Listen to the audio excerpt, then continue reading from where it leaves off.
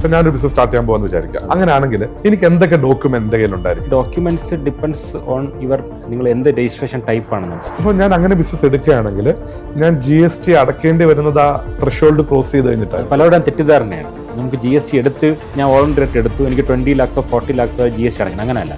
Once നിങ്ങൾ registration എടുത്തു കഴിഞ്ഞാൽ ഫ്രം ദി ഫസ്റ്റ് ഫിസിക്കൽ ഇൻസ്പെക്ഷൻ്റെ പർപ്പസ് നിങ്ങൾക്കൊരു ബിസിനസ് ഉണ്ടോ, ജെന്യൂൻ ബിസിനസ് ഉണ്ടോ, നിങ്ങൾക്ക് അങ്ങനെ ഒരു പ്ലേസ് ഓഫ് ബിസിനസ് ഉണ്ടോ. എന്താണ് ഈ ഇൻപുട്ട് ടാക്സ് ക്രെഡിറ്റ്? ഒത്തിരി പേര് ഈ സംഭവങ്ങൾ കണ്ടിട്ടുണ്ടെങ്കിൽ എന്താണെന്നത് പലർക്കും കൃത്യം അറിഞ്ഞുകൂടാ.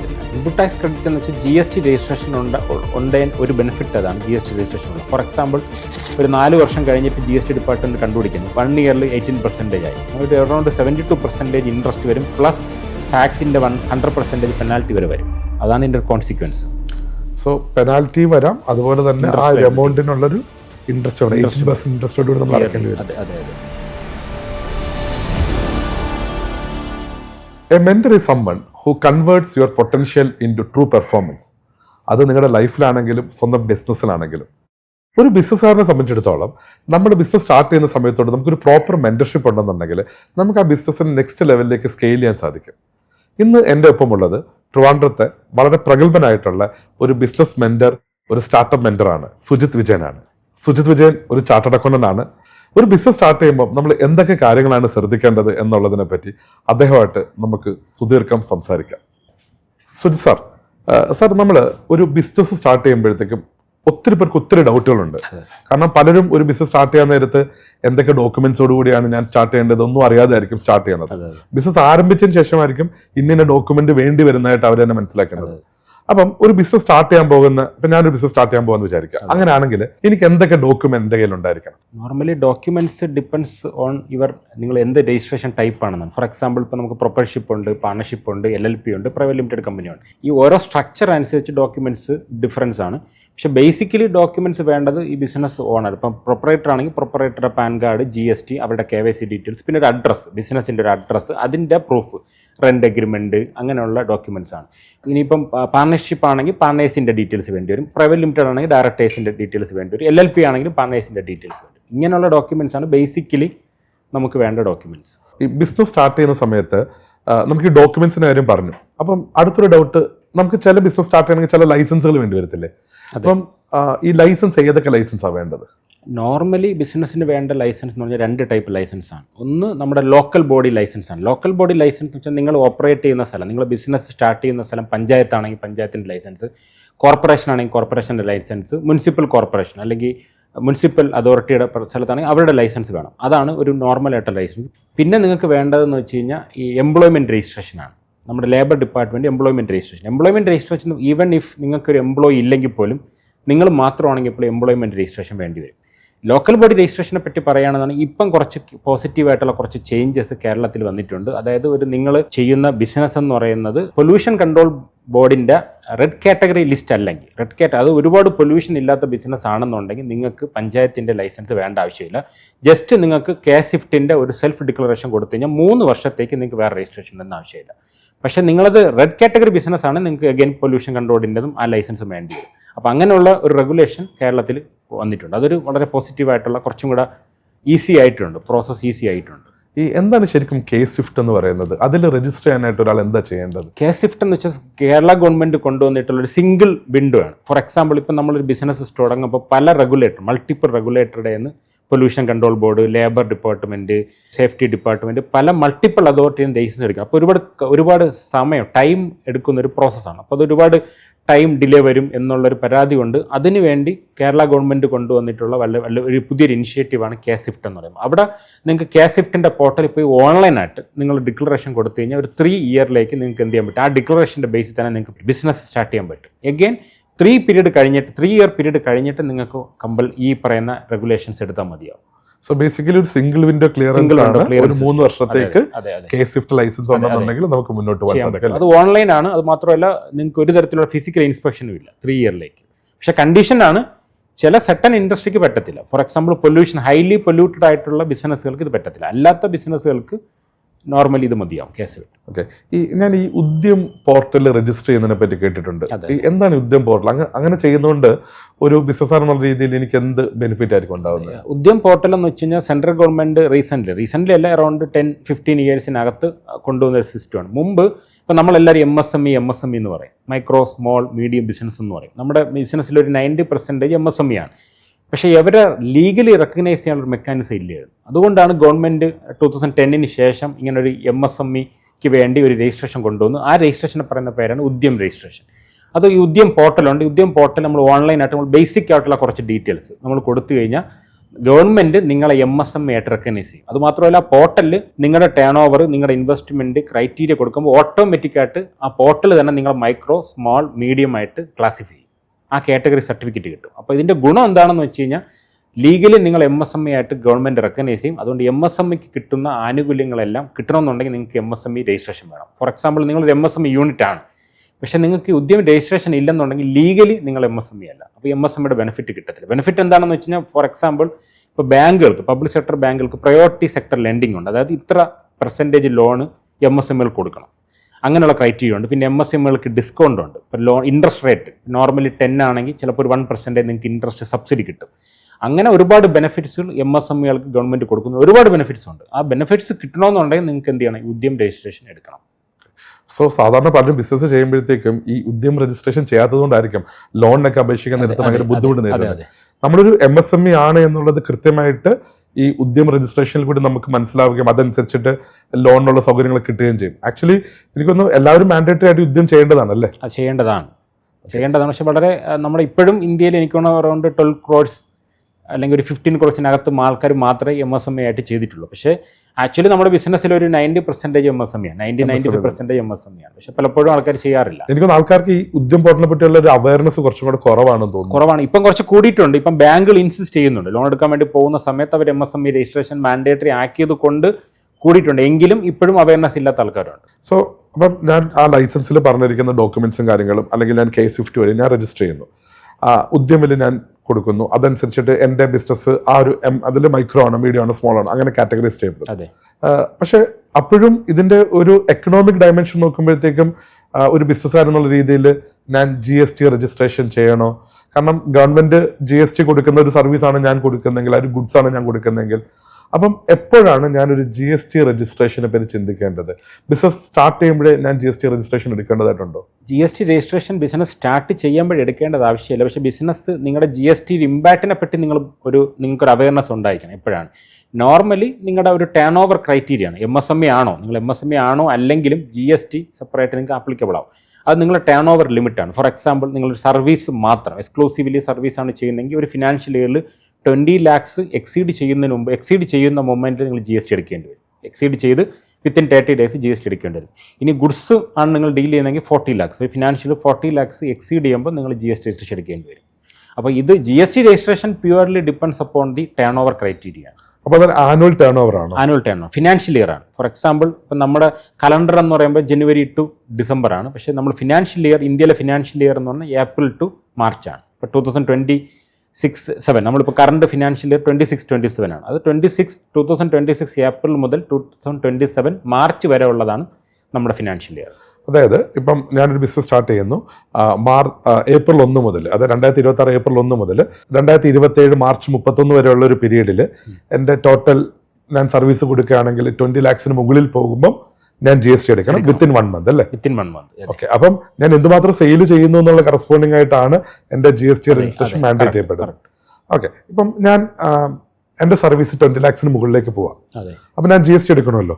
അപ്പം അതിനുള്ള സ്റ്റെപ്പുകൾ എന്തൊക്കെയാണ്? GST എടുക്കാനുള്ളത് നമ്മുടെ GSTക്ക് വരുന്ന മുമ്പുള്ള രജിസ്ട്രേഷൻ, ഇപ്പോൾ VAT ആണെങ്കിലും സർവീസ് ടാക്സ് ആണെങ്കിലും അതല്ലെങ്കിൽ ജനറൽ സെയിൽസ് ടാക്സ് ആണെങ്കിലും അവിടെയെല്ലാം നമുക്ക് ഫിസിക്കലി ആയിട്ട് ഉള്ള ഇൻസ്പെക്ഷനും ഒക്കെ ഉണ്ടായിരുന്നു. കുറച്ചും കൂടെ ലെങ്തിയാണ്. ഡെപ്പോസിറ്റ് വെക്കണം, ഫിസിക്കലായിട്ട് ഇൻസ്പെക്ഷൻ ഉണ്ട്. GST വന്ന സമയത്ത് ഈ പ്രോസസ്സ് എൻറ്റയർലി ഓൺലൈൻ ആക്കിയിട്ടുണ്ട്. ഇപ്പോൾ ഓൺലൈനാണ്. പക്ഷേ റീസെൻ്റ്ലി ഒരു 2 വർഷമായിട്ട് ഗവൺമെൻറ് ഫിസിക്കൽ ഇൻസ്പെക്ഷൻ ഇപ്പോൾ ആക്ടിനകത്തൊരു പ്രൊവിഷൻ ഉണ്ട്. പക്ഷെ അത് മാൻഡേറ്ററി അല്ല, അത് ഓഫീസറുടെ ഡിസ്ക്രിപ്ഷനാണ്. നിങ്ങൾ ആപ്ലിക്കേഷൻ ഓൺലൈനായിട്ട് കൊടുക്കുന്ന സമയത്ത് ഓഫീസറിന് വേണമെങ്കിൽ നിങ്ങളുടെ ഫിസിക്കൽ ആയിട്ട് നിങ്ങളുടെ ഓഫീസിനകത്ത് ഇൻസ്പെക്ട് ചെയ്യാം. അല്ലാത്ത കേസിൽ ഫിസിക്കൽ ഇൻസ്പെക്ഷൻ ചെയ്യാറില്ല. പക്ഷേ ഇപ്പോഴും പ്രോസസ്സ് എല്ലാം കംപ്ലീറ്റ് ഓൺലൈനാണ്. കുറച്ചും കൂടെ ഒരു 70% കേസിലും ഒരു ഫിസിക്കൽ ഇൻസ്പെക്ഷൻ ഇൻസിസ്റ്റ് ചെയ്യാറില്ല. അപ്പം അങ്ങനെ ഒരു ഫിസിക്കൽ ഇൻസ്പെക്ഷൻ നടത്തുന്ന സമയത്ത് നിങ്ങൾക്ക് GSTക്ക് യോഗ്യതയില്ല എന്ന് അവർക്ക് പറയാൻ പറ്റുമോ? അല്ലെങ്കിൽ അങ്ങനെ എന്തെങ്കിലും ക്രൈറ്റീരിയാസ് ഉണ്ടോ? ഫിസിക്കൽ ഇൻസ്പെക്ഷൻ്റെ പർപ്പസ് യോഗ്യതയില്ല എന്നുള്ളത് കണ്ടുപിടിക്കുക എന്നുള്ളതല്ല. ഫിസിക്കൽ ഇൻസ്പെക്ഷൻ്റെ പർപ്പസ് നിങ്ങൾക്കൊരു ബിസിനസ് ഉണ്ടോ, ജെന്യൂൻ ബിസിനസ് ഉണ്ടോ, നിങ്ങൾക്ക് അങ്ങനെ ഒരു പ്ലേസ് ഓഫ് ബിസിനസ് ഉണ്ടോ, അങ്ങനെയുള്ള കാര്യം ഇൻഷുറൻസ്. നിങ്ങൾക്ക് സ്റ്റോക്ക് ഉണ്ടെങ്കിൽ നിങ്ങൾക്ക് ആ സ്റ്റോക്ക് രജിസ്റ്റർ ഉണ്ടോ, അതാണ് അവർ നോക്കുന്നത്. അവർ ബേസിക്കലി അവർ നോക്കുന്നത് നിങ്ങൾക്ക് ആ ബിസിനസ് ഉണ്ടോ. പലപ്പോഴും ഇന്ത്യയിൽ പേപ്പറിൽ ബിസിനസ് ഉണ്ട് ഒരുപാട്. ഈ GST ITC ട്രേഡ് ചെയ്യാൻ വേണ്ടി ആക്ച്വലി ഒരു ലീഗലി എക്സിസ്റ്റ് ഉണ്ടാവത്തില്ല. ജസ്റ്റ് ഒരാളുടെ ആധാറും ഡീറ്റെയിൽസ് വെച്ച് രജിസ്ട്രേഷൻ എടുക്കാറുണ്ട്. അത് ഒരുപാട് ഇന്ത്യയിൽ കണ്ടുപിടിച്ചു. അപ്പോൾ അത് തടയാൻ വേണ്ടിയാണ് ഫിസിക്കൽ ഇൻസ്പെക്ഷൻ കൊണ്ടുവരുന്നത്. നിങ്ങൾക്ക് എലിജിബിലിറ്റി ഉണ്ടോ എന്ന് നോക്കുന്നത് നിങ്ങളുടെ ഫിസിക്കൽ, നിങ്ങൾ ഓൺലൈനായിട്ട് സബ്മിറ്റ് ചെയ്യുന്ന സമയത്ത് ഡോക്യുമെന്റ് ബേസിലാണ്. സോ ബേസിക്കലി ഒരു ജെന്യൂൻ ബിസിനസ് ആണോ നമ്മുടെ അറിയാനായിട്ടാണ് ആ ഇൻസ്പെക്ഷൻ. അത് മാത്രമല്ല വേറൊരു കാര്യം, ഇപ്പൊ ഇത് ഈ 20 lakhs 40 lakhs എന്ന് പറയുന്നത് നിങ്ങൾക്ക് മാൻഡേറ്ററി ആണ്. നിങ്ങൾക്ക് എപ്പോൾ വേണമെങ്കിലും വോളണ്ടറി ആയിട്ട് എടുക്കാം. ഫോർ എക്സാമ്പിൾ നിങ്ങൾ ബിസിനസ് സ്റ്റാർട്ട് ചെയ്യുന്ന സമയത്തൊട്ട് നിങ്ങൾക്ക് GST എടുക്കാം. അതിനകത്ത് ഒരു റെസ്ട്രിക്ഷനും ഇല്ല. അപ്പോൾ ഞാൻ അങ്ങനെ ബിസിനസ് എടുക്കുകയാണെങ്കിൽ ഞാൻ GST അടക്കേണ്ടി വരുന്നത് ആ ത്രഷോൾഡ് ക്രോസ് ചെയ്ത് കഴിഞ്ഞിട്ടാണ്. പലരുടെയും തെറ്റിദ്ധാരണയാണ്, നമുക്ക് GST എടുത്ത് ഞാൻ വോളണ്ടറി ആയിട്ട് എടുത്തു, എനിക്ക് 20 lakhs 40 lakhs വരെ GST അടയ്ക്കണം. അങ്ങനെയല്ല. വൺസ് നിങ്ങൾ രജിസ്ട്രേഷൻ എടുത്തു കഴിഞ്ഞാൽ ഫ്രം ദി ഫസ്റ്റ് ഇൻവോയ്സ് തൊട്ട് നിങ്ങൾ GST അടയ്ക്കേണ്ടി വരും. അങ്ങനെ രജിസ്ട്രേഷൻ സർവീസ് ടാക്സിലുണ്ടായിരുന്നു. സർവീസ് ടാക്സിൽ നിങ്ങൾക്ക് രജിസ്ട്രേഷൻ എടുത്തിട്ട് നിങ്ങൾക്ക് ത്രഷോൾഡ് ഒരു അടയ്ക്കേണ്ട. പലരും അങ്ങനെ ചെയ്യുമായിരുന്നു. കാരണം ഒരു സർവീസ് ടാക്സ് നമ്പർ കിട്ടാൻ വേണ്ടി എടുക്കും, ത്രഷോൾഡ് ഒരു അടയ്ക്കാതെ പോകും. പക്ഷേ GSTയിൽ ആ ഒരു പ്രൊവിഷൻ ഇല്ല. രജിസ്ട്രേഷൻ എടുത്തു കഴിഞ്ഞാൽ നിങ്ങളുടെ എൻ്റയർ ഇൻകത്തിനും GST അടയ്ക്കാം, ആപ്ലിക്കബിൾ ആവും. ഓക്കെ. ഈ GST എടുക്കുന്ന പ്രോസസ്സ് ഭയങ്കര ലെങ്തി ആണോ അത് കോസ്റ്റ്ലി ആണോ? അതിനുള്ള പ്രോസസ് എന്തായിരിക്കും? GST എടുക്കുന്നത് വളരെ സിമ്പിളാണ്. എനിക്ക് എൻ്റെ ഒരു അണ്ടർസ്റ്റാൻഡിങ്ങിൽ നമ്മുടെ ഇതുവരെ ഉള്ള ഇന്ത്യയിൽ കൊണ്ടുവന്നിട്ടുള്ള ബിസിനസ് രജിസ്ട്രേഷനുകളിൽ ഏറ്റവും സിമ്പിളായിട്ടുള്ള പ്രോസസ്സാണ്. ആക്ടിൽ തന്നെ പറയുന്നത് രജിസ്ട്രേഷൻ ഓൺലൈനായിട്ട് കൊടുത്താൽ വിത്തിൻ 3 days നിങ്ങൾക്ക് രജിസ്ട്രേഷൻ തരണമെന്നാണ്. വിത്തിൻ 3 days തന്നിട്ടില്ലെന്നുണ്ടെങ്കിൽ അത് ഡീംഡ് അപ്രൂവലാണ്. 90% കേസിലും ഈ 3 daysനകത്ത് തന്നെ, അൺലെസ് അതർവൈസ് കുറയൊന്നും ഇല്ലെങ്കിൽ 3 daysനകത്ത് രജിസ്ട്രേഷൻ കിട്ടും. വളരെ സിമ്പിൾ പ്രോസസ്സാണ്. കോസ്റ്റിങ്ങിനെ പറ്റി പറയുകയാണെങ്കിൽ കോസ്റ്റിംഗ് ഗവൺമെൻറ് ഫീസ് ഒന്നുമില്ല. സപ്പോസ് ഇപ്പം നിങ്ങൾ സ്വന്തമായിട്ട് ചെയ്യുകയാണെന്നെങ്കിൽ കോസ്റ്റ് ഒന്നും വരത്തില്ല. നിങ്ങളൊരു പ്രൊഫഷണലിനെ നിങ്ങൾ ഇൻട്രസ്റ്റ് ചെയ്യുകയാണെന്നുണ്ടെങ്കിൽ ഓഫ് കോഴ്സ് അവരുടെ ഒരു പ്രൊഫഷണൽ ഫീ, അവരുടെ ഒരു ഇതനുസരിച്ച് റേറ്റ് ഉണ്ടാവും. അത്രയേ ഉള്ളൂ. GST എടുക്കുന്നത് ഒരു കോസ്റ്റ്ലി അഫെയർ ആണോ? അതിന് എന്തുമാത്രം കോസ്റ്റ് ഇൻവോൾവ് ആവുന്നുണ്ട്? ആക്ച്വലി ഒരുപാട് ബിസിനസ്സുകാരുടെ ഒരു തെറ്റിദ്ധാരണയാണ് ഇത് GST എടുക്കുമ്പോൾ വളരെ കോസ്റ്റ്ലി അഫെയർ ആണ് എന്നുള്ള ഒറ്റ കാരണം കൊണ്ട് GST എടുക്കാതിരിക്കുന്ന ആൾക്കാരുണ്ട്. ആക്ച്വലി GST വളരെ കോസ്റ്റ്ലി അല്ല. ഗവൺമെൻറ് ഫീ ഒന്നും GSTക്ക് വേണ്ടി ഗവൺമെൻറ് പ്രിസ്ക്രൈബ് ചെയ്തിട്ടില്ല. പക്ഷേ നിങ്ങളൊരു ഒരു പ്രൊഫഷണൽ അപ്രോച്ച് ചെയ്യുന്ന സമയത്ത് അവരുടെ ഒരു ഫീസ് ഡിപ്പെൻഡ്സ് അപ്പോൺ അവരുടെ ഒരു സർവീസ് ചാർജ് അനുസരിച്ച് ഫീസ് വരും. എങ്കിലും അത് വളരെ കുറവാണ്. പക്ഷെ അതിൻ്റെ ബെനിഫിറ്റ് കൂടുതലാണ്. നിങ്ങളൊരു കൺസൾട്ടൻറ്റിന്, ഒരു പ്രൊഫഷണലിനെ അപ്രോച്ച് ചെയ്തിട്ട് നിങ്ങൾ GST എടുക്കുമ്പോഴുള്ള ഗുണം, നിങ്ങൾക്ക് നിങ്ങളുടെ ബിസിനസ്സിൻ്റെ ആപ്ലിക്കബിലിറ്റി അറിയാൻ പറ്റും. നിങ്ങളുടെ കറക്റ്റായിട്ട് നിങ്ങളുടെ സർവീസ് റേറ്റ്, നിങ്ങളുടെ GSTയുടെ റേറ്റ് ഐഡൻറ്റിഫൈ ചെയ്യാൻ പറ്റും. അങ്ങനെ ഒരുപാട് മൾട്ടിപ്പിൾ അഡ്വാൻറ്റേജസ് ഉണ്ട്. ഒരു പ്രൊഫഷണൽ സപ്പോർട്ട് എടുത്ത് GST എടുക്കുന്നതാണ് എന്തുകൊണ്ട് എപ്പോഴും നല്ലത് ഒരു പ്രൊഫഷണൽ സർവീസ് ഉണ്ടാവുന്നതാണ്. കാരണം അവരെ സംബന്ധിച്ചൊരു പ്രൊഫഷണലിന് അറിയാൻ പറ്റും നിങ്ങൾക്ക് എന്തൊക്കെയാണ് നിങ്ങൾക്ക് ആപ്ലിക്കബിൾ ആയിട്ട് റെഗുലേഷൻ, എന്തൊക്കെ നിങ്ങൾക്ക് കറക്റ്റായിട്ട് ചെയ്യണം, എന്തൊക്കെ കംപ്ലൈൻസ് ചെയ്യണം. ഫ്രം ദി day 1 അവർക്ക് നിങ്ങൾ അഡ്വൈസ് ചെയ്യാൻ പറ്റും. അത് നിങ്ങൾക്ക് ഒരു പ്രൊഫഷണൽ അപ്രോച്ച് ചെയ്തില്ലെങ്കിൽ ആ ഒരു ഇത് കിട്ടത്തില്ല. നിങ്ങൾക്ക് ഓൺലൈനായിട്ട് ചെയ്യാൻ പറ്റും, ഓൺലൈനായിട്ട് തന്നെ നിങ്ങൾക്ക് ചെയ്യാൻ പറ്റും, ഈസി ആയിട്ട് ചെയ്യാൻ പറ്റും. പക്ഷേ ഒരു പ്രൊഫഷണലിനെ അപ്രോച്ച് ചെയ്താൽ ഉള്ള ഒരു അഡ്വാൻറ്റേജ് ഇങ്ങനെ നിങ്ങൾക്ക് കിട്ടും, ഒരു അഡീഷണൽ അഡ്വാൻറ്റേജ് കിട്ടും. അപ്പം GST എടുക്കുക എന്ന് പറയുന്നത് മാൻഡേറ്ററി ആയിട്ട് കാര്യമാണെന്ന് എനിക്ക് മനസ്സിലായി. പക്ഷെ പലരും എടുക്കുന്നില്ലല്ലോ.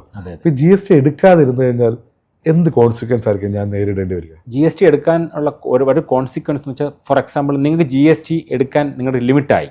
Four example 20 lakhs 40 lakhs cross ചെയ്തു, നിങ്ങൾ GST എടുക്കുന്നില്ല. പക്ഷേ GST ആക്ടിൻ്റെ പ്രൊവൈഡ്, നിയമത്തിൻ്റെ പ്രൊവൈഡിൽ നിങ്ങൾ ടാക്സബിൾ പേഴ്സണാണ്, നിങ്ങൾ GST എടുക്കേണ്ട ആളാണ്.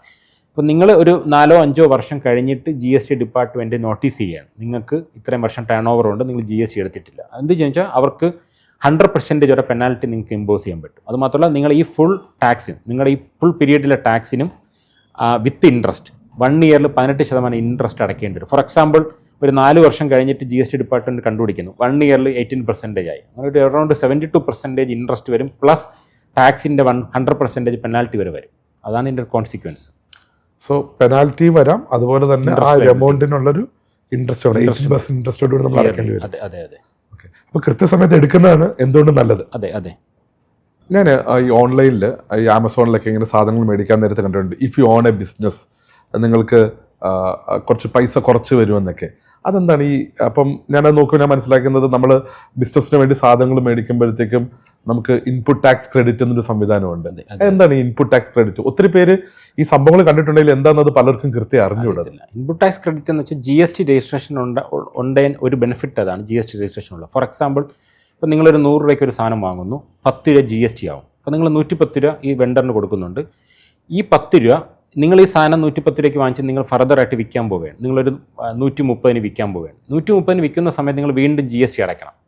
ഫോർ എക്സാമ്പിൾ 10% GST റേറ്റ് എങ്കിൽ നിങ്ങൾ 13 രൂപ GST ഗവൺമെൻറ് അടയ്ക്കണം. ഈ അടയ്ക്കാൻ നേരത്ത് ഓൾറെഡി നിങ്ങൾ 10 രൂപ ഗവൺമെൻറ് അടച്ചിട്ടുണ്ട് അല്ലേ? ആ 10 രൂപ നിങ്ങൾക്ക് എന്ത് കിട്ടും? കുറച്ചിട്ട് ബാക്കി 3 രൂപ ഗവൺമെൻറ് അടച്ചാൽ മതി. ഈ 10 രൂപയാണ് ITC എന്ന് പറയുന്നത്. അതായത് നിങ്ങൾക്ക് നേരത്തെ നിങ്ങൾ വാങ്ങിയ സമയത്ത് നിങ്ങൾ അടച്ചിട്ടുള്ള ടാക്സ് നിങ്ങൾക്ക് എന്ത് ചെയ്യാം? കുറച്ചിട്ട് സെറ്റ് ഓഫ് ചെയ്തിട്ട് ബാക്കി അടച്ചാൽ മതി. നെറ്റ് എഫക്റ്റ് നിങ്ങൾക്ക് 10 രൂപ നിങ്ങളെ സംബന്ധിച്ചൊരു എക്സ്പെൻസ് അല്ല, നിങ്ങളെ സംബന്ധിച്ചൊരു എന്താണ്, നിങ്ങൾക്ക് ക്രെഡിറ്റ് വില കിട്ടും. ഇൻപുട്ട് ടാക്സ് ക്രെഡിറ്റ് എന്ന് പറയുന്നത്. അപ്പോൾ അതുകൊണ്ട് തന്നെ എല്ലാ ബിസിനസ്സുകാരും GST ബില്ലുകൾ ചോദിച്ച് മേടിക്കുന്നത് ഫണ്ടമെന്റലി ഈ ഇൻപുട്ട് ടാക്സ് ക്രെഡിറ്റ് കിട്ടാൻ വേണ്ടിയിട്ടായിരിക്കും. പക്ഷെ അപ്പുറത്തിരിക്കുന്ന ആള് അത് കൃത്യമായിട്ട് അവരത് കാണിക്കണ്ടേ? അവരത് കാണിച്ചില്ലെങ്കിലോ? അതായത് ഇപ്പം ഞാൻ ഒരു GST കൊടുത്തൊരു സാധനം മേടിച്ചു, ഞാനത് രണ്ടാമത് വേറൊരു ആൾക്ക് കൊടുക്കുകയാണ്. അപ്പം എന്റെ വെണ്ടർ അത് കാണിച്ചിട്ടില്ലെങ്കിൽ എനിക്കത് ക്ലെയിം ചെയ്യാൻ പറ്റുമോ? ഇല്ല, പറ്റത്തില്ല. അതാണ് GSTക്കകത്ത് മുമ്പുള്ള ആക്ടുകളും GST തമ്മിലുള്ള വലിയൊരു മേജർ ആയിട്ടുള്ള ഷിഫ്റ്റ്. അതാണ് പല ആൾക്കാർക്ക് ഇപ്പോഴും ബിസിനസ്സുകാർക്ക് അത് അവയർനെസ് വന്നിട്ടില്ല. ഫോർ എക്സാമ്പിൾ പഴയ നിങ്ങൾ സർവീസ് ടാക്സിലുള്ള സമയത്ത് ജസ്റ്റ് ഒരു ഇൻവോയ്സ് കിട്ടി, ഇൻവോയ്സിനകത്ത് ടാക്സ് ഉണ്ടെങ്കിൽ നിങ്ങൾക്ക് ക്രെഡിറ്റ് കിട്ടുമായിരുന്നു, ഒരു ചെക്കിംഗ് ഇല്ല. പക്ഷേ ഇപ്പം GST പോർട്ടൽ അത് ഓട്ടോമാറ്റിക് ആയിട്ടുണ്ട്. അതായത് നിങ്ങളുടെ വെണ്ടർ നിങ്ങളുടെ 10 രൂപ, ഞാൻ നേരത്തെ പറഞ്ഞ എക്സാമ്പിൾ 10 രൂപ ടാക്സ് ആയിട്ട് കളക്ട് ചെയ്തു, അവരിത് ഗവൺമെൻറ്റിൽ അടച്ചു, അവരുടെ GSTR 1 സെയിൽസ് ആയിട്ട് കാണിക്കും. നിങ്ങളുടെ GSTN നമ്പർ കൊടുത്തിട്ട് നിങ്ങളുടെ പർച്ചേസറുടെ GST നമ്പർ കൊടുക്കും. ഇത് കൊടുത്തു കഴിഞ്ഞാൽ ഓട്ടോമാറ്റിക്കായിട്ട് നിങ്ങളുടെ പോർട്ടലിനകത്ത് ഇത് വരും. നിങ്ങളുടെ GSTR 2Bക്കകത്ത് ഇത് റിപ്പോർട്ടായിട്ട് ജനറേറ്റ് ആവും. അങ്ങനെ വന്നാൽ മാത്രമേ നിങ്ങൾക്ക് ക്രെഡിറ്റ് കിട്ടുള്ളൂ. അവരത് ചെയ്തില്ലെന്നുണ്ടെങ്കിൽ ചെയ്തില്ല. അതുകൊണ്ട് അർത്ഥം ഇതൊരു ഓട്ടോമാറ്റിക് റെക്കൻസിലേഷൻ സിസ്റ്റമാണ്. നിങ്ങൾക്ക് എന്ത് ചെയ്യണം? നിങ്ങളുടെ വെണ്ടറെ വിളിച്ച് ഫോളോ അപ്പ് ചെയ്ത് അയാളെ കൊണ്ട് ചെയ്യിപ്പിക്കാൻ നിങ്ങളുടെ ആവശ്യമാണ്. ഒരു ഡബിൾ ചെക്കിംഗ് GSTക്കകത്തുണ്ട്. അപ്പോൾ സോ ബേസിക്കലി എൻ്റെ വെണ്ടർ ഞാൻ കൊടുത്ത ടാക്സ് എന്റെ GST നമ്പറിന് കറസ്പോണ്ടിങ് ആയിട്ട് ആഡ് ചെയ്യുമ്പോൾ അത് ഓട്ടോമാറ്റിക്കലി എന്റെ GS പോർട്ടലിൽ വരും. അതെ, നിങ്ങളുടെ പോർട്ടൽ വരും. നിങ്ങൾ ജസ്റ്റ് ഒന്ന് കൺഫേം ചെയ്താൽ മാത്രം മതി. അപ്പൊ ഇതെനിക്കൊന്ന് ഇതുകൊണ്ടുണ്ടാകുന്ന ഒരു മാറ്റം എന്താണെന്ന് വെച്ച് കഴിഞ്ഞാൽ, ഞാൻ ഒരു കുറച്ചും കൂടെ ബില്ലൊക്കെ തരുന്ന ഒരു പ്രോപ്പർ ഒരു വെണ്ടറിന്റെ നിന്നായിരിക്കും സാധനങ്ങൾ മേടിക്കാൻ താല്പര്യപ്പെടുന്നത്. കാരണം എന്താ വെച്ച് കഴിഞ്ഞാൽ എനിക്ക് GST ഇൻപുട്ട് ക്രെഡിറ്റ് കിട്ടണമെങ്കിൽ അദ്ദേഹം GST സബ്മിറ്റ് ചെയ്യണമല്ലോ. അപ്പൊ എനിക്കൊന്ന് ഗവൺമെന്റിന് മൊത്തം ആ ഒരു സിസ്റ്റത്തിന്റെ അകത്ത് ആ ഒരു ഇൻഫോർമൽ എക്കണോമിയിൽ നിന്ന് മാറി ഫോർമൽ എക്കണോമിയിലേക്ക് കൊണ്ടുവരാൻ ഇത് ഹെൽപ്പ് ചെയ്യുന്നുണ്ട്. വളരെ സിഗ്നിഫിക്കന്റ് ആയിട്ട് GST ഏറ്റവും വലിയ കോൺട്രിബ്യൂഷൻ ആസ് എ പ്രൊഫഷണൽ എനിക്ക് മനസ്സിലായത് നമ്മുടെ ഒരു ഇക്കോണമിയെ കുറച്ചും കൂടെ ഫോർമലൈസ് ആക്കി. അതായത് GST വരുന്നതിന് മുമ്പ് ഉള്ള ടാക്സേഷൻ റെഗുലേഷനിൽ ഇപ്പോൾ സർവീസ് ടാക്സിലോ എക്സൈസിലൊക്കെ ഒരു 70 lakhs ആൾക്കാരായിരുന്നു GST വന്ന സമയത്ത് ഉണ്ടായിരുന്നത് ട്രേഡറായിട്ട്. ഇപ്പോൾ അത് അറൗണ്ട് 2 crores ആയി, അറൗണ്ട് 1.5-2 crores അതായത് ഒരു 2 times ഒരു 8 വർഷം കൊണ്ട് അവരെന്ത് ഈ ഫോർമൽ ചാനലിനകത്ത് വന്നു. അതാണ് GST ഏറ്റവും വലിയൊരു ഇമ്പാക്ട്. എനിക്ക് തോന്നുന്നു കഴിഞ്ഞ ഒരു 10-15 years നമ്മൾ നോക്കുമ്പോഴത്തേക്കും ഇന്ത്യൻ എക്കണോമിയിലുള്ള ഏറ്റവും വലിയ ചേഞ്ചും ഈ ഫോർമലൈസേഷൻ ഓഫ് എക്കണോമി ആയിരിക്കും. കാരണം UPI വരുന്നു, ഡിജിറ്റൽ പേയ്മെന്റ്സിലേക്ക് പോകുന്നു, GST വരുന്നു, ഡിമോണിറ്റൈസേഷൻ വരുന്നു. അപ്പം ഈ എല്ലാ പെർസ്പെക്റ്റീവും നമ്മുടെ എക്കണോമി കുറെ കൂടി ഫോർമൽ ആക്കുന്നുണ്ട്. ആക്ച്വലി എനിക്ക് തോന്നുന്നത് അതൊരു ഒരു നമുക്കൊരു ഡെവലപ്ഡ് കൺട്രി ആവണമെന്നുണ്ടെങ്കിൽ അതൊരു എസെൻഷ്യലാണ്. എന്തൊക്കെ ഒരുപാട് ലിമിറ്റേഷൻസ് ഉണ്ടാവും. നമ്മളെപ്പോലെ ഒരു ഇത്രയും വലിയൊരു വാസ്റ്റ് കൺട്രീസിൽ ഒരുപാട് പ്രശ്നങ്ങളുണ്ട്. പക്ഷേ at the end of the day നമുക്കൊരു ഡെവലപ്ഡ് എക്കോണമി ആവണമെന്നുണ്ടെങ്കിൽ നമുക്കൊരു ഫോർമലൈസേഷൻ ആവേ പറ്റും. അപ്പോൾ അതാണ് ഗവൺമെൻറ് ഉദ്ദേശിക്കുന്നത്. ഒരു ലാസ്റ്റ് 10-15 years കൊണ്ട് നമ്മുടെ പോളിസി മെഷേഴ്സ് ഫ്രം ആധാർ തൊട്ട് ജൻധൻ അക്കൗണ്ട് തൊട്ട് ഡിമോണിറ്റൈസേഷൻ തൊട്ട് GST തൊട്ട് നോക്കിക്കഴിഞ്ഞാൽ നമ്മളൊരു ഫോർമൽ എക്കോണമിയിലായിട്ട് ആയിക്കൊണ്ടിരിക്കണം. ഒരു പരിധി വരെ ഗവൺമെൻറ് അതിനകത്ത് അച്ചീവ് ചെയ്തു ഒരു ഫോർമൽ എക്കോണമി ആക്കാൻ വേണ്ടി. ഇതൊരു പോസിറ്റീവ് ഔട്ട്കം ആയിട്ടാണ് ഞാൻ കണക്കാക്കുന്നത്. എനിക്ക് തോന്നുന്നു ഇന്ത്യ ഒരു ഫൈവ് ട്രില്യൺ എക്കണോമിയിലേക്ക് എത്തണമെന്നുണ്ടെങ്കിൽ ഇതൊരു റൈറ്റ് സ്റ്റെപ്പിലാണ് നമ്മൾ മൂവ് ചെയ്യുന്നത്. അതെ, കാരണം because ultimately you should be accountable. The government should know exact numbers what is happening in the economy. നമ്മൾ ഇപ്പം എനിക്കിപ്പോൾ ഇൻപുട്ട് ടാക്സ് കിട്ടണമെന്നുണ്ടെങ്കിൽ അല്ലെങ്കിൽ ITC ഇൻപുട്ട് ടാക്സ് ക്രെഡിറ്റ് കിട്ടണമെന്നുണ്ടെങ്കിൽ ഞാൻ എന്തൊക്കെ ഡോക്യുമെന്റുകളാണ് കൊടുക്കേണ്ടത്?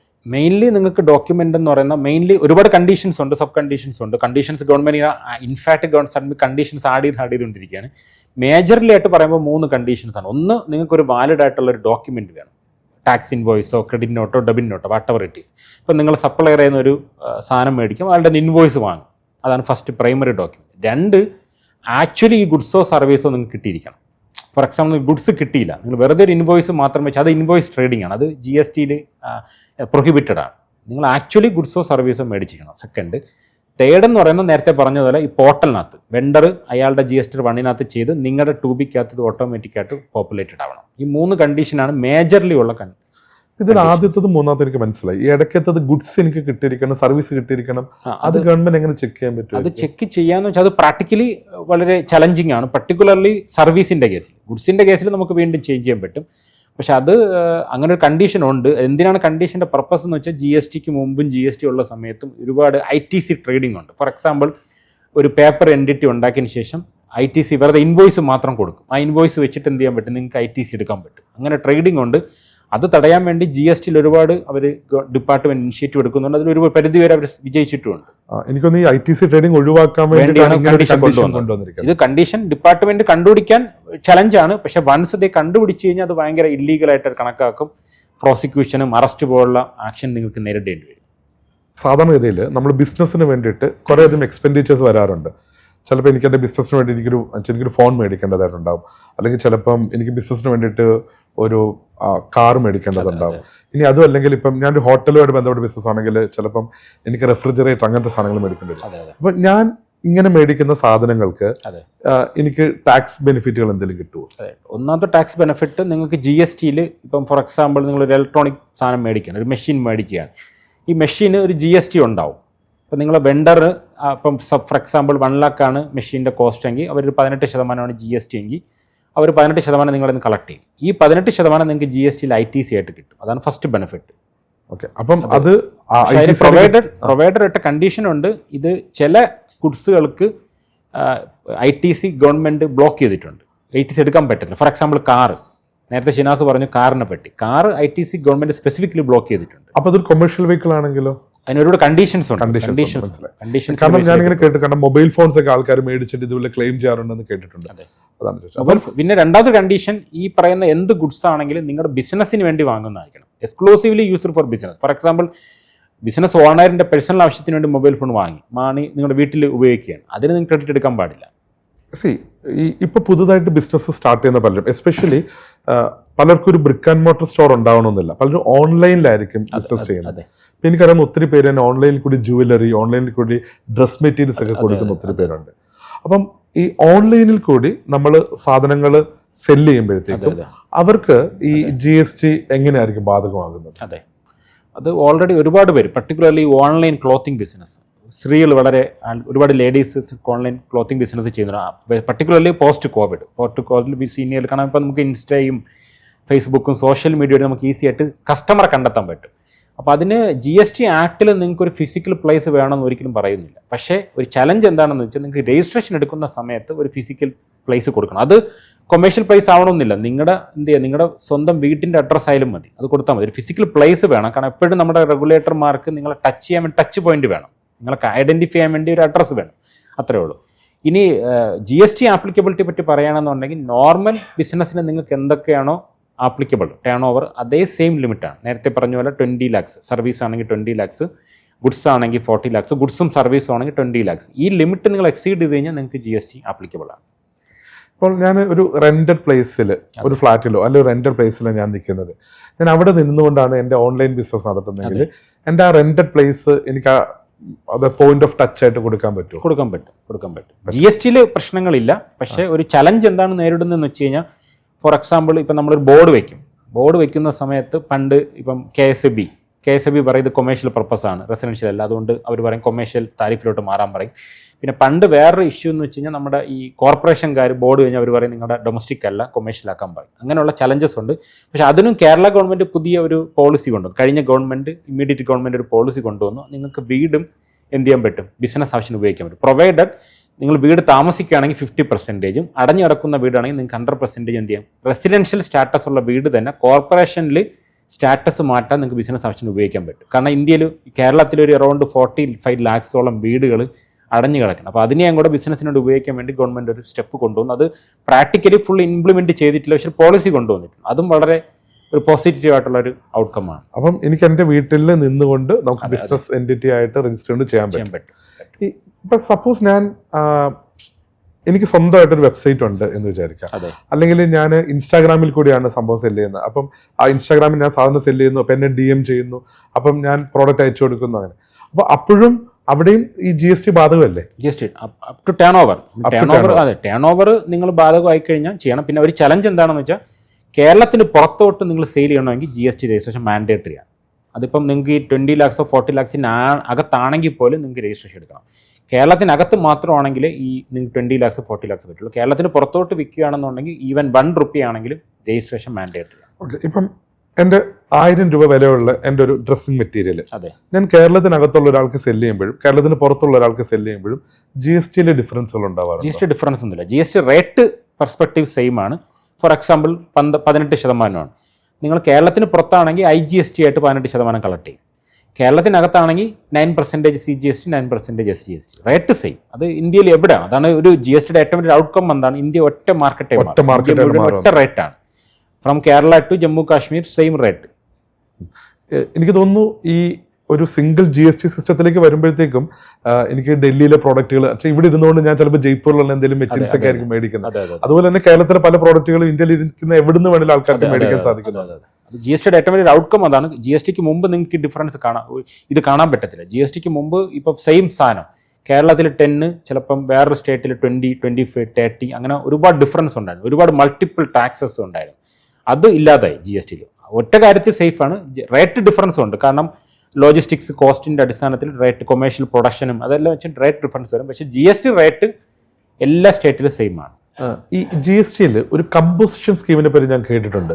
ഈ നോർമൽ സ്ലാബ് റേറ്റ് അല്ലാതെ വരുന്നത് എന്താണ് ഈ composition scheme? Composition scheme GST കൊണ്ടുവരുള്ള കുഴപ്പം ഒരുപാട് ചെറിയ ആൾക്കാർ, ചെറിയ സ്മോൾ ബിസിനസ്സുകാരെ സംബന്ധിച്ച് ഇതൊരു കംപ്ലയൻസ് ഒരു കുറച്ച് കോസ്റ്റ്ലി അഫെയർ ആണ്. കോസ്റ്റ്ലി ഇൻ ദി സെൻസ് അവർ കുറച്ചും കൂടെ ഒരു എഫർട്ട് ഇതിനകത്ത് വേണ്ടി വരും. കാരണം ഫോർ എക്സാമ്പിൾ റേറ്റ് ഐഡൻറ്റിഫൈ ചെയ്യണം. ഇപ്പോൾ മൾട്ടിപ്പിൾ പ്രോഡക്ട്സ് ഉള്ള ഒരു സർവീസാണ്. ഒരു മാർജിൻ ഫ്രീ സ്റ്റോറാണ്. അവർക്ക് മൾട്ടിപ്പിൾ ആയിട്ടുള്ള പ്രോഡക്ട്സ് ഉണ്ട്. അതിൻ്റെ എല്ലാം കറക്റ്റ് റേറ്റ് ഫൈൻഡ് ചെയ്യണം. ഓരോന്നിനും സെപ്പറേറ്റ് ആയിട്ട് ഇൻവോയ്സ് കീപ്പ് ചെയ്യണം. ടാക്സ് റേറ്റ് കാണിക്കണം. ITC എടുക്കണം. ഇങ്ങനെയുള്ള ഒരുപാട് ചലഞ്ചസ് ഉണ്ട്. അപ്പോൾ അതുകൊണ്ട് ഗവൺമെൻറ് അവർക്ക് വേണ്ടി കൊണ്ടുവന്ന ഒരു സ്കീമാണ് കോമ്പോസിഷൻ സ്കീം. ഇവിടുത്തെ ഗുണം എന്ന് വെച്ചാൽ നിങ്ങൾക്കൊരു സിംഗിൾ റേറ്റ് ആയിരിക്കും. ഫോർ എക്സാമ്പിൾ നിങ്ങളുടെ ടേൺ ഓവറിൻ്റെ 1%. ഇത് അടച്ച് നിങ്ങൾക്ക് എന്ത് ചെയ്യാൻ പറ്റും? Simple return, quarterly return. എല്ലാ മാസം ചെയ്യുന്നതിന് പകരം മന്ത്ലി റിട്ടേൺ പകരം കോമ്പോസിഷൻ റിട്ടേൺ ക്വാർട്ടർലി നിങ്ങൾ ചെയ്യുക. പക്ഷേ ITC കിട്ടത്തില്ല. ഇൻപുട്ട് ടാക്സ് ക്രെഡിറ്റ് ഉണ്ടാവത്തില്ല. Simple rate. ഫോർ എക്സാമ്പിൾ നിങ്ങൾക്ക് 1 ലക്ഷമാണ് സെയിലെങ്കിൽ 1% അടയ്ക്കുക. നിങ്ങൾ റേറ്റ് ഒന്നും നോക്കണ്ട. ചിലപ്പോൾ നിങ്ങളുടെ പല പ്രോഡക്ട്സ് ഉണ്ടാവും. ചിലത് 5, ചിലത് 12, ചിലത് 18 ആണ്. നിങ്ങൾ അങ്ങനെ ചെയ്യാൻ പാടില്ല. അങ്ങനെ ചെയ്യേണ്ട. Single rate. പക്ഷേ കസ്റ്റമർ അത് കളക്ട് ചെയ്യാൻ പാടില്ല. നിങ്ങൾ കയ്യിൽ നിന്ന് അടയ്ക്കേണ്ടി വരും. ഓക്കെ, അപ്പം കസ്റ്റമറിൽ നിന്ന് മേടിക്കാൻ പറ്റില്ല. ഇൻപുട്ടും കിട്ടത്തില്ല. അപ്പം ഞാനൊരു വെണ്ടറിൽ നിന്ന് സാധനം മേടിക്കുന്ന സമയത്ത് അദ്ദേഹം കോമ്പോസിഷൻ സ്കീം വഴിയാണ് അടയ്ക്കുന്നതെങ്കിൽ എനിക്ക് എൻ്റെ ഇൻപുട്ട് ടാക്സ് ആരും അവർ കളക്ട് ചെയ്യുന്നില്ല. എനിക്ക് ഇൻപുട്ട് ടാക്സ് ക്രെഡിറ്റും കിട്ടത്തില്ല. ഓക്കെ, അത് എനിക്കൊന്ന് പ്രോസസ്സ് ഭയങ്കര സിംപ്ലിഫൈ ചെയ്യുന്നതിന് വേണ്ടിയിട്ടായിരിക്കും അല്ലേ? അപ്പം എൻ്റെ ഒരു ഓൺലൈൻ ബിസിനസ് ആണ്. ഞാൻ നേരത്തെ പറഞ്ഞൊരു ഒരു ഓൺലൈൻ ജുവലറി അല്ലെങ്കിൽ ഓൺലൈൻ ഡ്രസ് മെറ്റീരിയൽ വിൽക്കുന്നതാണെങ്കിൽ എനിക്ക് ഈ കോമ്പോസിഷൻ സ്കീം വഴി രജിസ്റ്റർ ചെയ്യാൻ പറ്റുമോ? ചെയ്യാൻ പറ്റും. രജിസ്റ്റർ ചെയ്യുന്നതിന് ലീഗലി ഒരു പ്രശ്നമില്ല. വാലിഡാണ്. ലീഗലി ബാറൊന്നുമില്ല. പക്ഷേ ഒരു ചലഞ്ച് എന്താണെന്ന് വെച്ചാൽ നിങ്ങൾക്ക് ഇപ്പം കേരളത്തിന് പുറത്തോട്ട് ഇന്റർ സ്റ്റേറ്റ് സപ്ലൈ കേരളത്തിന് പുറത്തോട്ടൊക്കെ സെയിൽ നടത്തുകയാണെന്നുണ്ടെങ്കിൽ കോമ്പോസിഷൻ സ്കീം പറ്റത്തില്ല. നോർമൽ സ്കീമേ പറ്റില്ല. അങ്ങനെയുള്ള ചലഞ്ചസ് ഉണ്ട്. ഇനി ഞാനൊരു ഓൺലൈൻ ബിസിനസ് നടത്തുകയാണ്. അപ്പം എനിക്ക് ഫണ്ടമെന്റലി വേണ്ടി വരുന്ന ഒരു കാര്യമാണ് ഒരു ലാപ്ടോപ്പ് വേണ്ടി വരും. പിന്നെ എനിക്ക് ഇന്റർനെറ്റ് സൗകര്യം വേണ്ടി വരും. അപ്പം എൻ്റെ ഇന്റർനെറ്റ് ബില്ല്, എൻ്റെ ലാപ്ടോപ്പ്, ഇതൊക്കെ എനിക്ക് GST വഴി ക്ലെയിം ചെയ്യാൻ പറ്റുമോ? ക്ലെയിം ചെയ്യാൻ പറ്റും, പ്രൊവൈഡഡ് ഈ പറയുന്ന ഗുഡ്സ് നിങ്ങളുടെ ബിസിനസ്സിന് വേണ്ടി ഉപയോഗിക്കുന്നതായിരിക്കണം. പേഴ്സണൽ ആവശ്യത്തിന് പാടില്ല. ബിസിനസ്സിന് വേണ്ടി ഉപയോഗിക്കുകയാണെന്നുണ്ടെങ്കിൽ നിങ്ങൾക്ക് എടുക്കാൻ പറ്റും. പിന്നെ ചില പർട്ടിക്കുലർ ചില ഇൻഡസ്ട്രികൾക്ക് ITC ഗവൺമെൻറ് ബ്ലോക്ക് ചെയ്തിട്ടുണ്ട്. ഫോർ എക്സാമ്പിൾ റെസ്റ്റോറൻറ്റ് ITC എടുക്കാൻ പാടില്ല. അപ്പോൾ അങ്ങനെയുള്ള ബിസിനസ്സിൽ നിങ്ങൾക്ക് ITC കിട്ടത്തില്ല. അല്ലാത്തുള്ള ബിസിനസ്സുകൾക്ക് ബിസിനസ് ആവശ്യത്തിന് വേണ്ടി ഉപയോഗിക്കുകയാണെന്നുണ്ടെങ്കിൽ ബാക്കിയുള്ള കണ്ടീഷൻസ് നിങ്ങൾക്ക് ഇൻവോയ്സും മറ്റേ പോർട്ടലിനകത്തൊക്കെ വന്നിട്ടുണ്ടെങ്കിൽ ITC എടുക്കാൻ പറ്റും. ഇതിപ്പോൾ നമ്മൾ കൂടുതൽ സംസാരിച്ച് ഇന്ത്യക്കകത്ത് നമ്മൾ പ്രൊഡക്ട്സ് കൊടുക്കുന്നതാണല്ലേ. ഇപ്പം സപ്പോസ് എൻ്റെ ഒരു പ്രോഡക്റ്റ് ഞാൻ ഇന്ത്യക്ക് പുറത്തേക്ക് എക്സ്പോർട്ട് ചെയ്യുകയാണെന്ന് വിചാരിച്ചു. അപ്പം അവിടെ ഈ GST എങ്ങനെയാണ് ആപ്ലിക്കബിൾ ആവുന്നത്? നോർമലി ഇന്ത്യയിൽ എക്സ്പോർട്ടിന് GST എക്സംപ്റ്റ് ചെയ്തിട്ടുണ്ട്. പ്രൊവൈഡഡ് അതിനൊരു കണ്ടീഷനുണ്ട്. നിങ്ങൾക്കൊരു ലെറ്റർ ഓഫ് അണ്ടർടേക്കിംഗ് LUT എടുത്തു കഴിഞ്ഞാൽ നിങ്ങൾക്ക് GST ഇല്ലാതെ നിങ്ങൾക്ക് എന്ത് ചെയ്യാൻ പറ്റും? ഇത് കൊടുക്കാൻ പറ്റും. എന്ന് വെച്ചാൽ ഗവൺമെൻറ് നമ്മുടെ പ്രോഡക്റ്റ് ഇന്റർനാഷണൽ മാർക്കറ്റിൽ കോമ്പറ്റീറ്റീവ് ആക്കാൻ വേണ്ടി എക്സ്പോർട്ടിന് GST ഒഴിവാക്കിയിട്ടുണ്ട്. 2 ഓപ്ഷൻ ഉണ്ട്. ഒന്നുകിൽ നിങ്ങൾ GST അടച്ചിട്ട് ആ GST നിങ്ങൾക്ക് റീഫണ്ട് ആയിട്ട് കിട്ടും. അല്ലെങ്കിൽ നിങ്ങൾക്ക് എന്ത് ചെയ്യും? ലെറ്റർ ഓഫ് അണ്ടർടേക്കിംഗ് LUT എന്നൊരു ഡിക്ലറേഷൻ കൊടുത്തിട്ട് നിങ്ങൾക്ക് GST ഇല്ലാതെ സാധനം എക്സ്പോർട്ട് ചെയ്യാൻ പറ്റും. അത് എഫക്റ്റീവ്ലി ചുരുക്കം പറഞ്ഞാൽ GST എക്സ്പോർട്ടിന് GST ആപ്ലിക്കബിൾ അല്ല. അപ്പം ഈ ലെറ്റർ ഓഫ് അണ്ടർടേക്കിംഗ് അത് ഞാനായിട്ട് കൊടുക്കുക, അതെങ്ങനെയാണ് അത് അത് കിട്ടുന്നത്? വളരെ സിമ്പിൾ ആയിട്ടാണ്. നമ്മുടെ GST പോർട്ടലിനകത്ത് കയറിയിട്ട് ഒരു ഫിനാൻഷ്യൽ ഇയർ തുടങ്ങുന്നതിന് മുമ്പ്, for example next financial year ഇപ്പോൾ 26-27, ഇപ്പം നമ്മൾ ഇരിക്കുന്നത് 26-27 ഫിനാൻഷ്യൽ ഇയർ ആണ്. ഈ ഫിനാൻഷ്യൽ ഇയർ തുടങ്ങുന്നതിന് മുമ്പ് നിങ്ങൾ മാർച്ചിൽ മുമ്പ്, ഏപ്രിലിന് മുമ്പ് നിങ്ങൾക്ക് എന്ത് ചെയ്യാം, പോർട്ടലിൽ കയറിയിട്ട് ജസ്റ്റ് ഒരു ഡിക്ലറേഷനാണ്. ഒരു ഡിക്ലറേഷൻ നിങ്ങൾ എന്ത് ചെയ്യുക, സബ്മിറ്റ് ചെയ്ത് അതിനകത്ത് കുറേ കണ്ടീഷൻ പറയുന്നു, അക്സെപ്റ്റ് ചെയ്ത് അതെല്ലാം കംപ്ലൈ ചെയ്യാൻ റെഡിയാണെന്ന് നിങ്ങൾ ഡിക്ലറേഷൻ ചെയ്താൽ മതിയോ. അതുണ്ടെങ്കിൽ നിങ്ങൾക്ക് എന്ത് ചെയ്യാൻ പറ്റും, ആ ഫിനാൻഷ്യൽ ഇയർ ഫുള്ള് നിങ്ങൾക്ക് എന്ത് ചെയ്യാം, ഇത് വെച്ച് നിങ്ങൾക്ക് എക്സ്പോർട്ട് ചെയ്യാൻ പറ്റും. വൺസ് ഇൻ എ ഇയർ കൊടുത്താൽ മതിയോ. ഓരോ എക്സ്പോർട്ടിനും സെപ്പറേറ്റ് കൊടുക്കേണ്ട ആവശ്യമില്ല. അതായത് ഫിനാൻഷ്യൽ സ്റ്റാർട്ട് ചെയ്യുന്ന മുമ്പായിട്ട് അങ്ങനെയാണ് ആക്ടിൽ പറയുന്നത്. പക്ഷേ പ്രാക്ടിക്കലി നിങ്ങൾക്ക് അത് കഴിഞ്ഞിട്ടും ചെയ്യാൻ പറ്റും. പക്ഷേ ആക്ടിലെ പ്രൊവിഷൻ അങ്ങനെയാണ്. സ്ട്രിക്റ്റായിട്ട് പറഞ്ഞാൽ ഫിനാൻഷ്യൽ തുടങ്ങുന്നതിന് മുമ്പ് നിങ്ങൾ LOT സബ്മിറ്റ് ചെയ്യണം. സപ്പോസ് ഞാൻ എക്സ്പോർട്ട് ചെയ്യുമ്പോഴത്തേക്കും ഞാൻ പ്രൈമറിലി എക്സ്പോർട്ട് ചെയ്യുന്നതാണ്, പക്ഷേ എനിക്ക് കുറേ അധികം ഈ ഇൻപുട്ട് ടാക്സ് ക്രെഡിറ്റ്, അതായത് അൺയൂട്ടിലൈസ്ഡ് ആയിട്ട് കിടപ്പുണ്ട്. അതെ അതെ, അത് എനിക്ക് നഷ്ടമായിട്ട് വരുമോ? അത് എനിക്ക് എങ്ങനെയൊന്ന് ഉപയോഗിക്കാൻ സാധിക്കും? അതാണ് ഗവൺമെന്റ് നോർമലി ഇപ്പം ഫോർ എക്സാമ്പിൾ നിങ്ങളുടെ കേസിൽ നിങ്ങൾ എക്സ്പോർട്ട് മാത്രമാണ് ചെയ്യുന്നത്. ഇപ്പം നിങ്ങൾ ഈ പർച്ചേസ് മുഴുവൻ ഇന്ത്യക്കകത്താണ്, പക്ഷേ എക്സ്പോർട്ട് ചെയ്യുന്നത് പുറത്താണ്. അപ്പോൾ നിങ്ങൾക്ക് എന്ത് സംഭവിക്കും, നിങ്ങൾക്ക് ഈ ITC നിങ്ങൾക്ക് അക്യുമുലേറ്റ് ചെയ്യും, പക്ഷേ ഇത് സെറ്റ് ഓഫ് ചെയ്യാൻ പറ്റത്തില്ല. കാരണം എന്താണ്, നിങ്ങളുടെ പ്രോഡക്റ്റിന് നിങ്ങൾ ITC അടയ്ക്കേണ്ട ആവശ്യമില്ല. അപ്പോൾ അതുകൊണ്ട് ഗവൺമെൻറ് അതിനൊരു സ്കീം കൊണ്ടുവന്ന് എക്സ്പോർട്ട് ചെയ്യുന്നതിന് വേണ്ടി നിങ്ങൾ വാങ്ങുന്ന ITC മുഴുവൻ നിങ്ങൾക്ക് റീഫണ്ട് ആയിട്ട് തരും. റീഫണ്ട് ആയിട്ട് തരുമെന്ന് വെച്ചാൽ ITC ആയിട്ടല്ല, റീഫണ്ട് ആപ്ലിക്കേഷൻ കൊടുത്താൽ നിങ്ങൾക്ക് ക്യാഷ് ആയിട്ട് ഗവൺമെൻറ് തരും. ഓക്കെ, സോ ബേസിക്കലി ഞാൻ ഒരു പർട്ടിക്കുലർ പ്രോഡക്റ്റ് ഇന്ത്യക്ക് പുറത്തേക്ക് വിൽക്കുകയാണ്. ഫോർ എക്സാമ്പിൾ ഞാൻ ഒരു ഹെയർ ഓയിൽ ഇന്ത്യക്ക് പുറത്ത് വിൽക്കുകയാണെന്ന് വിചാരിക്കുക. ഞാൻ ആ ഹെയർ ഓയിൽ ഉണ്ടാക്കുന്നതിന് വേണ്ടിയിട്ടുള്ള പ്രോഡക്ട്സ് നാട്ടിൽ നിന്ന് പല വെൻഡേഴ്സിൽ നിന്ന് ഞാൻ മേടിക്കുമ്പോഴത്തേക്കും ഞാൻ അതിന്റെ GST അടയ്ക്കുന്നുണ്ടായിരിക്കും. അതെ, അത് എൻ്റെ ITC ആയിട്ട് വരും. അത് ഫുള്ള് ഗവൺമെന്റ് എനിക്ക് ക്യാഷ് ആയിട്ട് തരും. അതെ, എൻ്റെ പ്രോഡക്റ്റ്. അപ്പം ഒരു ചെറിയൊരു ഡൗട്ട് അവിടെ വരുന്നത്, ഇപ്പം എൻ്റെ പ്രൊഡക്റ്റിൽ കുറച്ച് എക്സ്പോർട്ടും കുറച്ച് നമ്മുടെ ഇന്ത്യൻ സോയിലിൽ തന്നെയാണ് നമ്മൾ വിൽക്കുന്നതെങ്കിലും നമുക്ക് ആ പുറത്തേക്ക് പോകുന്നതിനുള്ളത് കിട്ടും, അങ്ങനെയാണോ? കിട്ടും. നിങ്ങൾക്ക് മാപ്പ് ചെയ്യണം എക്സ്ക്ലൂസീവ്ലി ഫോർ നിങ്ങൾ ഈ പറയുന്ന പ്രോഡക്റ്റ് നിങ്ങൾ ഇന്ത്യക്കകത്ത് വാങ്ങിയ പർച്ചേസിൽ എത്രയാണോ നിങ്ങൾ എക്സ്പോർട്ടിന് വേണ്ടി ഉപയോഗിച്ചത്. ഫോർ എക്സാമ്പിൾ മാപ്പ് ചെയ്യാൻ പറ്റണം. ചില കേസിൽ ഇപ്പോൾ മാനുഫാക്ചറിങ് ആയിരിക്കും, നിങ്ങൾ പല പ്രോഡക്ട്സ് വാങ്ങിച്ചിട്ടായിരിക്കും ഇതിനൊരു പ്രോഡക്റ്റ് ആക്കി വിൽക്കുന്നത്. ഈ എക്സ്പോർട്ടുമായിട്ട് റിലേറ്റഡ് ആയിട്ടുള്ള ഫുള്ളിന് നിങ്ങൾക്ക് ക്രെഡിറ്റ് കിട്ടും. അതിനൊരു റീഫണ്ട് ആപ്ലിക്കേഷൻ ഫയലാണ് GSTയിൽ, അത് വെച്ച് നിങ്ങൾക്ക് ചെയ്യാൻ പറ്റും. ഒരു വെരിഫിക്കേഷൻ ഉണ്ടാവും, പക്ഷേ വെരിഫിക്കേഷൻ കഴിഞ്ഞ് നിങ്ങൾക്ക് റീഫണ്ട് കിട്ടും. ഈ GST റിട്ടേൺ ഫയൽ ചെയ്യുക എന്ന് പറയുന്ന പ്രോസസ് ഉണ്ടല്ലോ, അതെൻ്റെ. അപ്പോൾ ഈ റിട്ടേൺ എങ്ങനെയാണ് നമ്മൾ ഫയൽ ചെയ്യുന്നത്? GSTയുടെ ഫുൾ പ്രോസസ്സ് എല്ലാം ഓൺലൈനാണ്. GSTയുടെ ഒരു ഏറ്റവും വലിയ അഡ്വാൻറ്റേജ് അതാണ്. GST ഫുൾ പ്രോസസ്സ് ഓൺലൈനാണ്. അത് നിങ്ങൾക്ക് ഓൺലൈനായിട്ട് നോർമലി റിട്ടേൺ എന്ന് പറയുമ്പോൾ നിങ്ങൾക്ക് വരുന്ന മന്ത്ലി സ്കീം, നോർമൽ സ്കീം, ഞാൻ പറയുന്ന കോമ്പോസിഷൻ അല്ല, മന്ത്ലി സ്കീംകാർക്ക് 2 റിട്ടേൺ ആണ്. ഒന്ന് GSTR1. GSTR1 നിങ്ങളുടെ ആ പർട്ടിക്കുലർ മന്തിലുള്ള നിങ്ങളുടെ ഫുൾ സെയിൽസിൻ്റെ ഇൻവോയ്സ് ഡീറ്റെയിൽസ് നിങ്ങൾ എന്ത് ചെയ്യണം, അതിനകത്ത് കൊടുക്കണം. പിന്നെ രണ്ടാമതുള്ള GSTR3B ആണ്. GSTR3B സമ്മറി റിട്ടേൺ ആണ്. നിങ്ങളുടെ ഒരു പർട്ടിക്കുലർ മന്തിൽ നിങ്ങൾക്ക് എത്ര സെയിൽസ് ഉണ്ടായി, എത്ര ടാക്സ് GST അടയ്ക്കേണ്ടതുണ്ട്, എത്ര ITC നിങ്ങൾക്ക് കിട്ടി, നെറ്റ് എമൗണ്ട് എത്ര അടയ്ക്കണം എന്ന് ടാക്സ് അടയ്ക്കുന്നത് GSTR3B വഴിയാണ്. ഇതാണ് മന്ത്ലി 2 റിട്ടേൺ. പിന്നെ നിങ്ങൾക്കുള്ളത് ആനുവൽ റിട്ടേൺ ആണ്, GSTR9-ഉം 9Cയും. അത് ഒരു ത്രഷോൾഡിന് മേളിലാണ്. ഫോർ എക്സാമ്പിൾ ഒരു ഫിനാൻഷ്യൽ ഇയർ നിങ്ങൾ turn over 2 crores മേളിലാണെങ്കിൽ GSTR9 mandatory ആണ്. 5 crores മേളിലാണെങ്കിൽ 9Cയും ഫയൽ ചെയ്യണം. അത് രണ്ടും മന്ത്ലിയാണ്, അല്ല ഇയർലിയാണ്. ബാക്കിയുള്ള 2 റിട്ടേൺ ആണ് മന്ത്ലി ചെയ്യേണ്ടത്. ഓക്കെ, അപ്പം നമ്മൾ എവരി മന്ത് ആ മന്തിൽ നമുക്ക് വന്നിട്ടുള്ള ഇൻപുട്ടിന് കറസ്പോണ്ടിങ് ആയിട്ട് അത് എന്തുമാത്രം സെയിൽസ് വന്നിട്ടുണ്ട് അതിന്റെ GST ആ മന്ത് കംപ്ലീറ്റ് ചെയ്യുമ്പോഴത്തേക്ക് നമ്മൾ അടക്കണം. അതെ, മന്ത് കംപ്ലീറ്റ് എന്ന് പറയുമ്പോൾ GSTR1 സെയിൽസിൻ്റെത് അടുത്ത മാസം 11th ചെയ്യണം. 3B അടുത്ത മാസം 20th. ഫോർ എക്സാമ്പിൾ ഇപ്പം നമ്മൾ മെയ്യിലാണ്, മെയ്യുടെ റിട്ടേൺ ഫയൽ ചെയ്യേണ്ട മെയ്യുടെ സെയിൽസ് ഡീറ്റെയിൽസ് നമ്മൾ ജൂൺ 11th മുമ്പ് ചെയ്യണം. ബാക്കിയുള്ള സമ്മറി റിട്ടേൺ ചെയ്യേണ്ടത് ജൂൺ 20th ചെയ്യണം. എല്ലാ മാസം അടുത്ത മാസം 11th 20th ചെയ്യണം. ഓക്കെ, ഈ നമ്മൾ 2 crore മുകളിൽ നമുക്ക് ബിസിനസ് വന്നു കഴിഞ്ഞാൽ 9-ഉം 9CR, അത് 5 crore വന്നാൽ 9CR വന്നു. അപ്പം അത് നമുക്ക് അഡീഷണൽ ആയിട്ട് കൂടുതൽ പൈസ അടയ്ക്കേണ്ടതായിട്ട് വരും അതിൽ?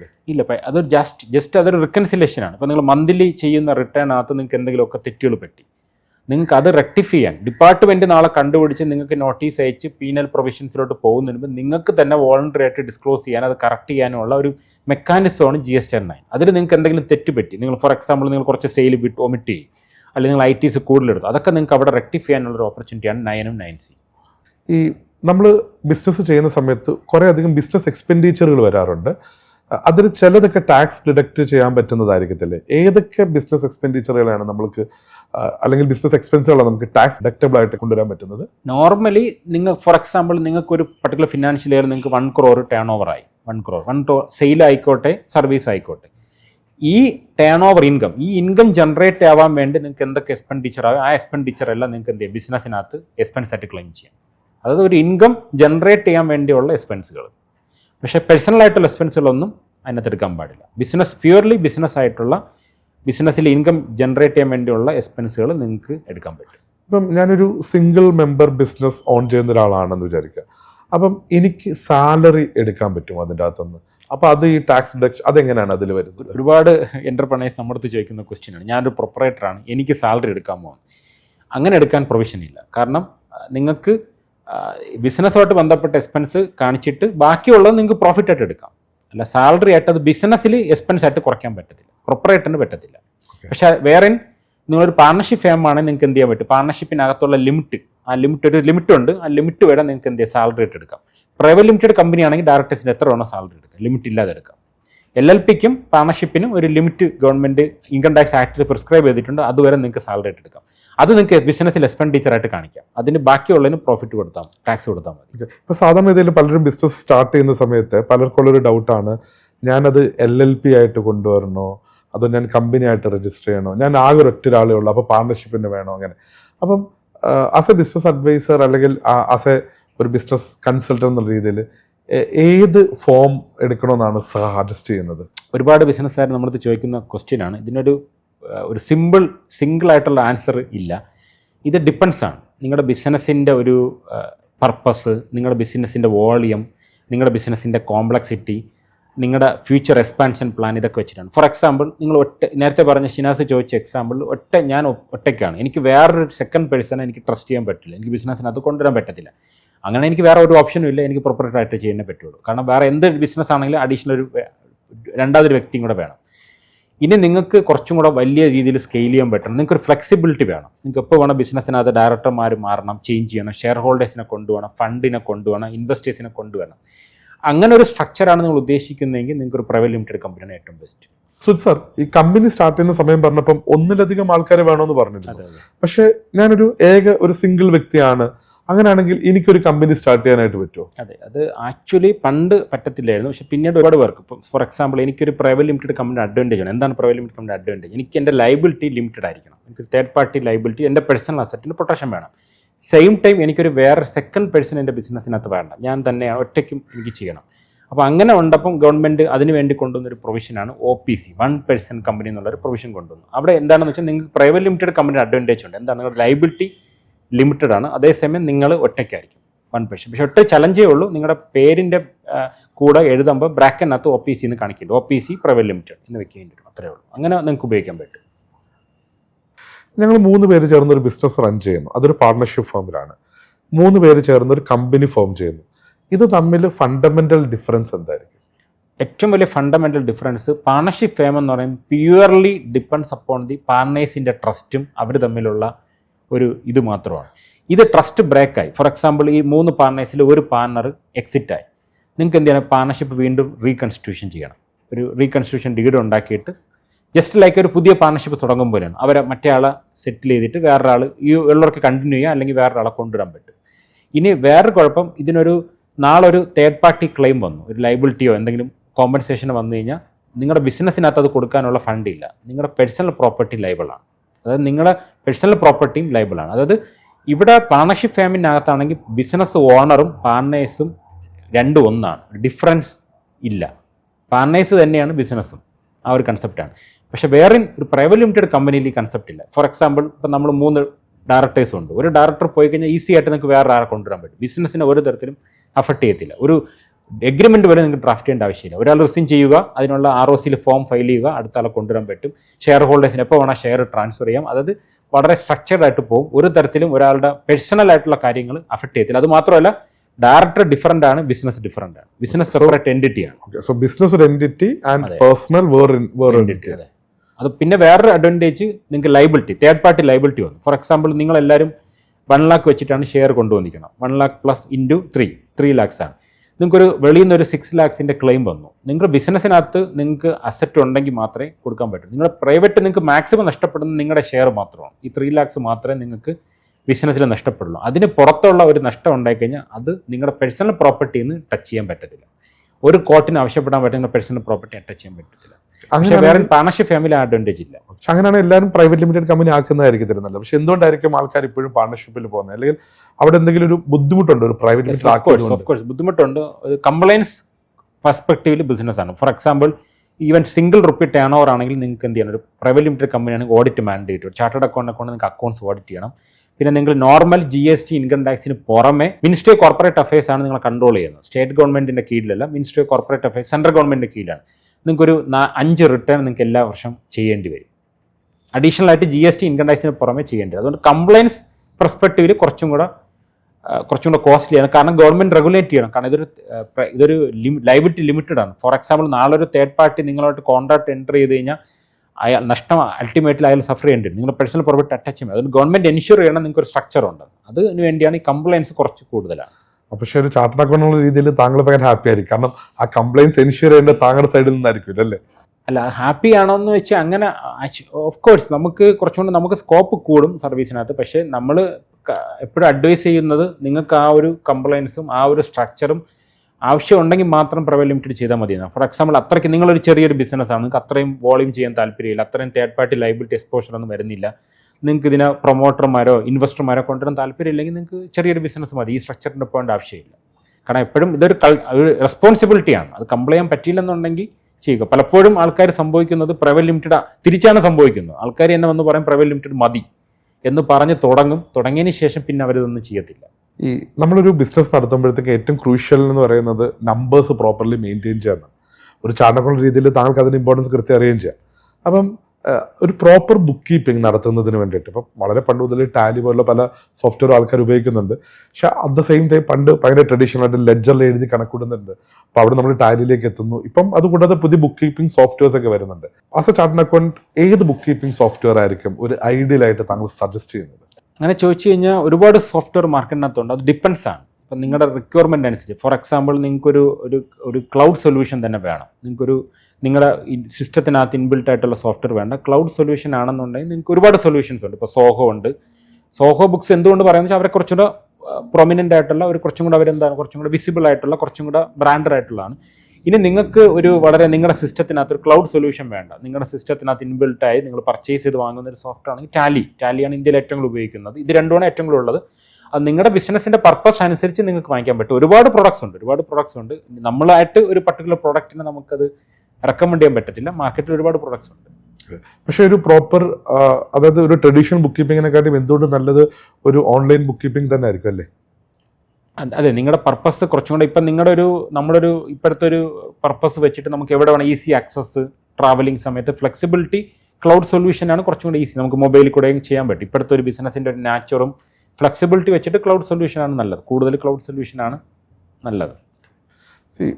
ഒരു ബിസിനസ് ആദ്യമായിട്ട് ആരംഭിക്കുക എന്ന് പറയുന്നത് പലരെ സംബന്ധിച്ചിടത്തോളം ഒരു നൈറ്റ്മെയർ തന്നെ.